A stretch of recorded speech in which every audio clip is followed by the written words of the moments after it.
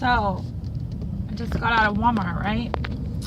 And I was checking out, buying some tofu because I've been making some tofu for my little girl. She's been eating more of a vegan style diet. And anyways, I'm buying some tofu, and the lady at the checkout counter, she was so sweet, so nice. And she's like, oh, this is so cool that you're buying tofu. I don't see people buy that a lot. And I said, yeah, it's, you know, you kind of have to know how to cook it and stuff. And she's like, oh, what do you use it in? And I told her that I make stir fries and tofu scramble, things like that. So she says, okay, well, are you vegetarian or vegan, or, you know, what's going on here? And I told her, yes, I am a vegan. And she's like, oh, well, that's cool. And I said, yeah, I'm vegan, but, you know, my family's not, but they're eating more of a plant-based, whole foods type diet now. And she's like, oh, that's cool.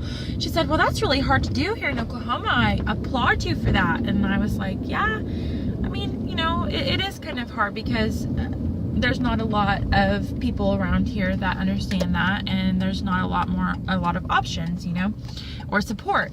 And she's like, yeah. And then she told me that she believes that about Oklahoma because before she moved here, she was a vegetarian, and she moved down here, and she said, well, you know, and now that I moved down here, she said it was so hard to be a vegetarian in this area.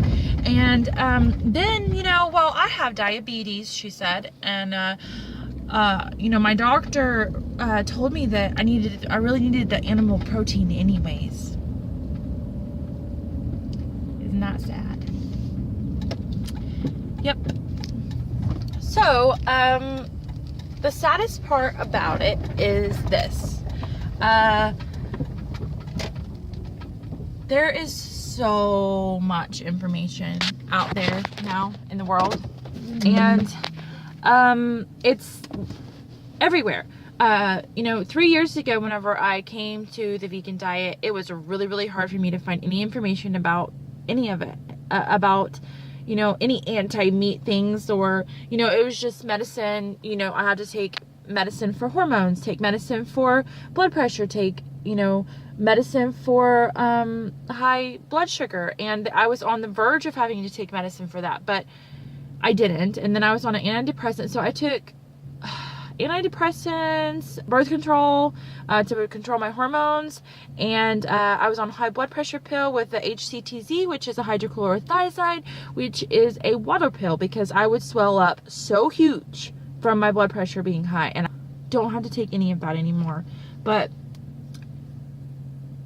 I guess my point is that don't always trust and believe everything that your doctors tell you. I understand they're doctors, and we put that next to God in our minds, like, you know, here's doctor, here's God, like they're right there side by side, but they don't always know everything. And most of them haven't had very much nutrition courses unless they have done individual and independent studies themselves. And so don't always trust anything that anybody tells you. I don't care if they're a doctor or not. Doctors make mistakes too, and doctors don't know everything either.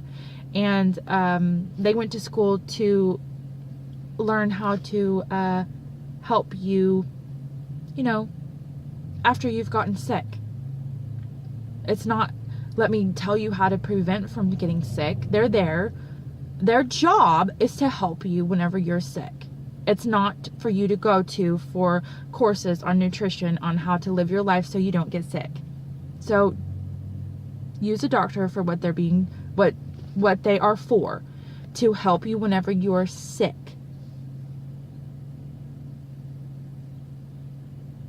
Do your own independent studies. Do your own experiments. I'm not telling anybody, disclaimer here, I'm not a doctor, and I'm not telling anybody to get off of their medicine, but maybe think for yourselves and don't always listen to what a doctor tells you. Because if you were to ask any nutritionist, or to go look up, even just go look it up, go type it in, animal protein and diabetes. Animal protein is known to increase the risk of diabetes and to cause diabetes. Not to mention heart disease, high cholesterol, obesity, edema, kidney issues, liver issues. The list goes on and on and on, and it's all of the information is out there. You just have to go and look it up, and it's so easy to find now. You do not have to go and dig for the truth. It is being broadcasted everywhere on how to live healthy. And if anything, even the diet gurus that believe that animal products are not a bad thing, they tell you to limit your animal products, to eat not to eat processed stuff, to cut out dairy, and to just eat lean meats, which is they consider chicken, fish, turkey, those are lean meats, and to only have them in a limited amount, but to eat a high fruit and vegetable diet full of whole grains. That is the healthiest way to eat. Like, why are we having such a hard time figuring this out? I will tell you why. Because of our friends in our family. Because as soon as you start eating healthy, or you try to go on a healthy path, your friends and your family will say this. They'll say, don't you want this? Remember how much you loved this? Now you can't have it. And they'll eat things in front of you and try to entice you to go, like, come back to the dark side or whatever. And it's so ridiculous. We should all be encouraging each other to be healthier. We should be encouraging each other, because who wants to live without you? Okay, if your friends and family are telling you no, you need to eat this, you need to eat that, like,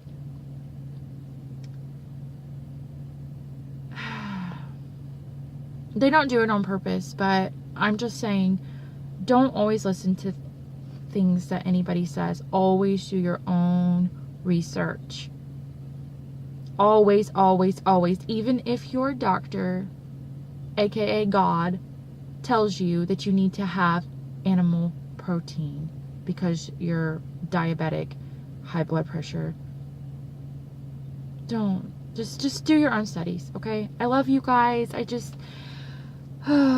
Sometimes I get overly frustrated because I feel like my town just stopped on the advancing part as far as all that goes. That we're all so stuck in eating the way we've always ate, and the way mommy and pappy ate, and the way this one and that one ate. But I can't tell you a family member of mine that didn't have health issues. Is it hereditary, or is it hereditary because we learned to eat that way, and so we kept eating that way and cooking that way and serving that to the next generation, to the next generation, to the next generation? Is it our hereditary? Is it this person is born and they're going to have heart issues? Or is it this person's going to have heart issues because their mother had heart issues because of the way she ate, and now they're passing that down to their kids and their kids and their kids? So is this a hereditary thing, or is this a hereditary learned thing? Like a hereditary diet.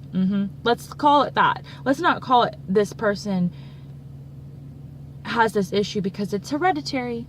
This person has a hereditary issue because they have the same exact diet as the person who had that problem.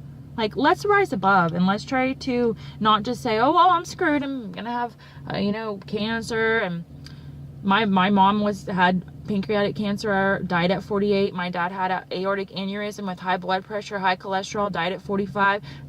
I'm doomed, guys, because, and that's not it. That's not all, but that's just my parents. And I don't need to go into my family history with you guys. I just am telling you to open your eyes. We are in the freaking matrix here, and everybody is just going along with whatever. No. You can feel better. You can do better. You can overcome these health issues. Just saying. Love you guys.